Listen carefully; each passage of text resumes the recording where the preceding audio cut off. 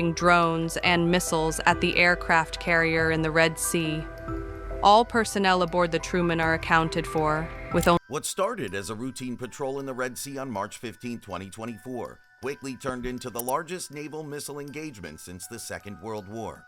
The USS Truman Strike Group was sitting at a distance of 50 miles off the coast of Yemen when it saw a threat approaching them.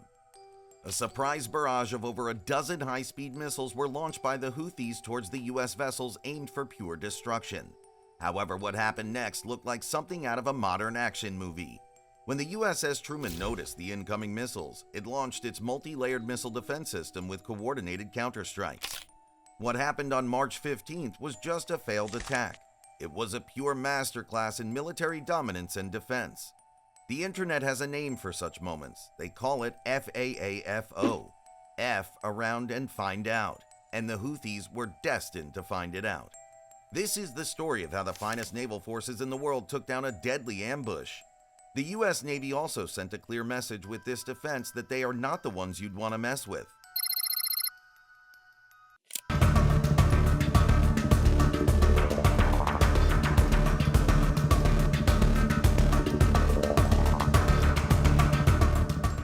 On the morning of March 15, 2024, the mighty USS Truman Carrier Strike Group was positioned 50 miles off the coast of Yemen, patrolling in the turbulent Red Sea waters. The group was positioned in the area strategically as the region had become a flashpoint for global security concerns due to the Houthis strengthening their bases in Yemen, frequent attempts at disrupting international trade, and increasing Iranian influence in the region. The strike group was positioned in the region to tackle any disruption caused by the Houthis. The group consisted of the Nimitz-class aircraft carrier USS Truman, the guided missile cruisers USS Philippine Sea and USS Normandy, and the destroyers USS Gravely, USS Laboon, and USS Mason. The U.S. Navy vessels were equipped with the finest Aegis combat system, evolved Sea Sparrow missiles, SM-2 and SM-6 interceptions, and close-in weapon systems or CIWS to tackle any threat. The carrier group's mission was a part of Operation Sentinel Shield. This highly decorated operation was aimed at deterring Iran-backed Houthi aggression to maintain free navigation and ensure maritime security in the Bab el-Mandeb Strait. With the increasing Houthi drone attacks on commercial vessels, the U.S. Navy's presence in the region was an essential move. Navy commanders were aware that they were in hostile waters and they could expect attack any time. To ensure none of this happens, radar operators were on constant high alert. Flight decks were active, and electronic warfare officers were consistently scanning the area for any incoming threat. Everyone in the strike group was aware that this wasn't just show-off, and that they could expect an attack at any time. And on that morning, it did.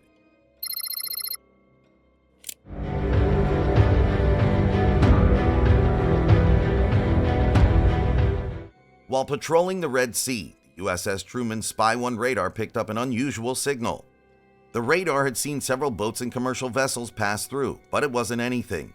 It could detect an unusual object moving directly towards the strike group at blazing fast speed. At this instance, the crew knew something was off and they have to act quickly.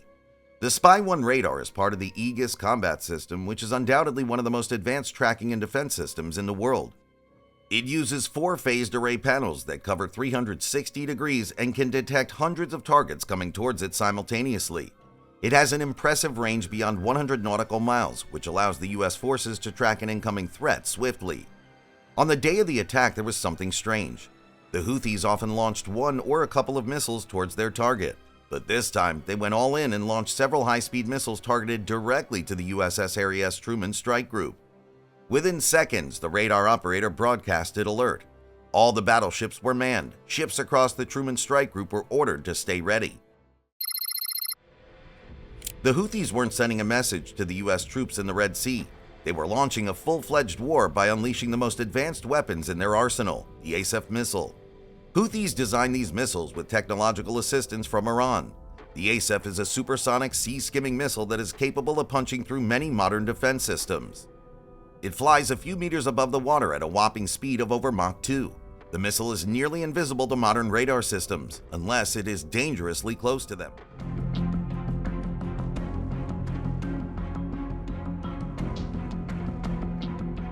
Thanks to its sea-skimming abilities, the missiles hugged the waves and slipped under the radar coverage. While most naval defense systems are capable of countering such threats, the case of ASEF is a bit different.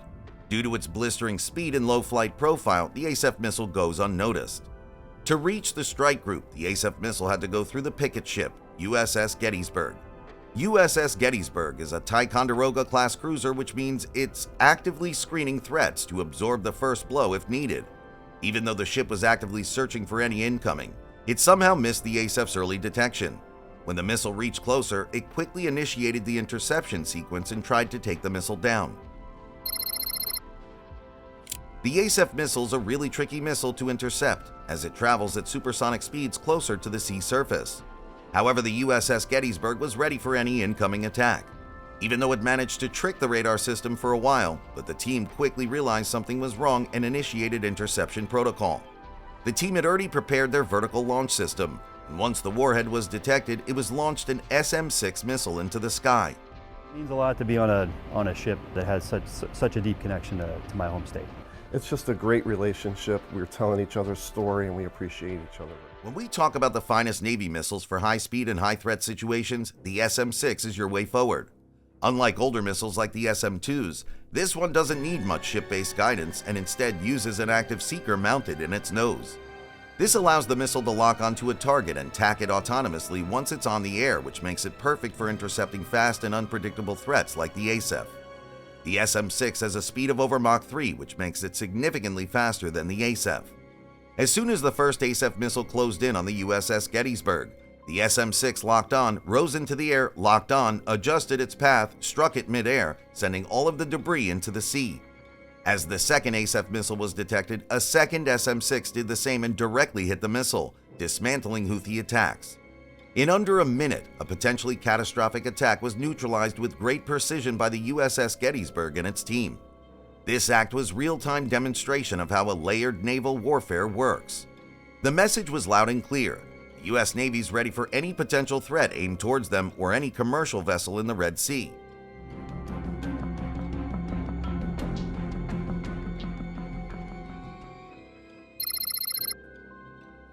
Just when the USS Truman Strike Group thought the worst was over and the Houthis will take a step back, they escalated their offense. After the failed ASEF strikes, the Houthis launched nearly 4 to 16 Al-Mandab-2 missiles. These missiles were an upgraded version of the well-known Chinese C-802, which boasts an incredible range of 300 kilometers. It uses semi-active radar homing and is guided by shore-based systems.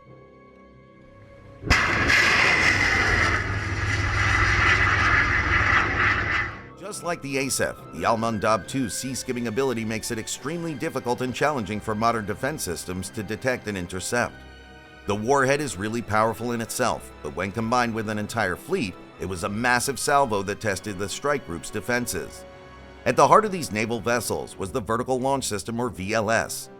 VLS operates on a finite number of cells, and conserving them is extremely important, which is why each strike must be carried out strategically to ensure the missile reserves are not depleted. This sudden escalation from the Houthis highlighted their growing sophistication and the great threat they can pose to naval operations in the region.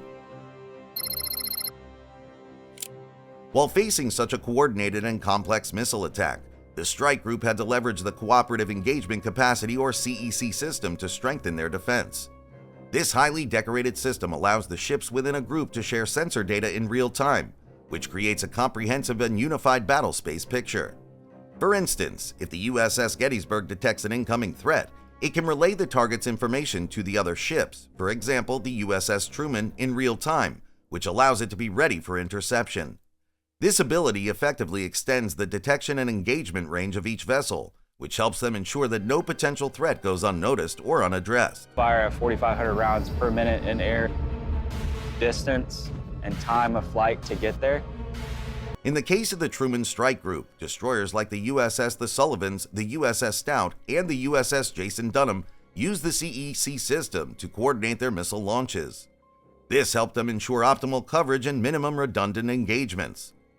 By sharing the tracking data among themselves, they achieved maximum efficiency of their defense systems and conserved valuable VLS cells for future threats. This use of the CEC system shows modern naval warfare's dependence on network-centric operations. As the Al-Mandab-2 missiles approached the strike group, U.S. Navy destroyers initiated the coordinated defense using SM-2 missiles.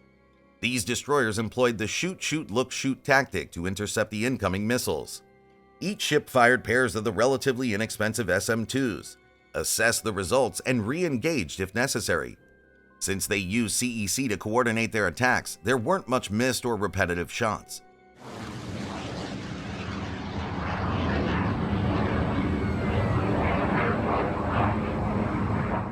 The SM-2 missile is guided by the ship's radar and destroys any incoming threats at higher speeds.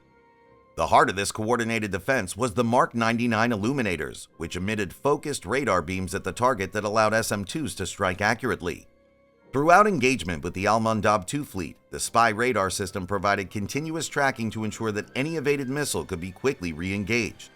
This layered defense approach used by the U.S. Navy combining long-range intercept with radars proved effective in neutralizing the Al-Mandab 2 fleet before it could pose any significant damage. Despite the successful interception of Houthi missiles, some of them managed to breach the outer defenses and were greeted by the Close-In Weapon Systems, or CIWS. The USS Stout activated its CIWS system, which is a 20mm Gatling gun capable of firing 4,500 rounds per minute. The CIWS has its own radar and tracking system which autonomously detects and engages incoming threats at close ranges. In this engagement, it successfully destroyed several missiles in rapid succession. The CIWS only had a 300-round magazine, which is why some missiles managed to get past it as well. However, as the final line of defense, the ship deployed Super Rapid Bloom Offboard Countermeasures, or SRBOC. This method launched chaff to create radar-effective clouds that diverted missiles away from the ship. This incredible defense system shows how a layered defense approach can save forces from unexpected attacks. The U.S. Navy is given a clear message with this strategy that you cannot mess with us no matter what. They've essentially given them the FAAFO, or F around and find out treatment. This expression clearly and humorously explains how there are certain consequences of reckless actions. That's all for today. How do you think the Houthis will respond now? Let us know your thoughts in the comments below. While you're there, make sure to hit the like button and subscribe to the channel for more videos like this.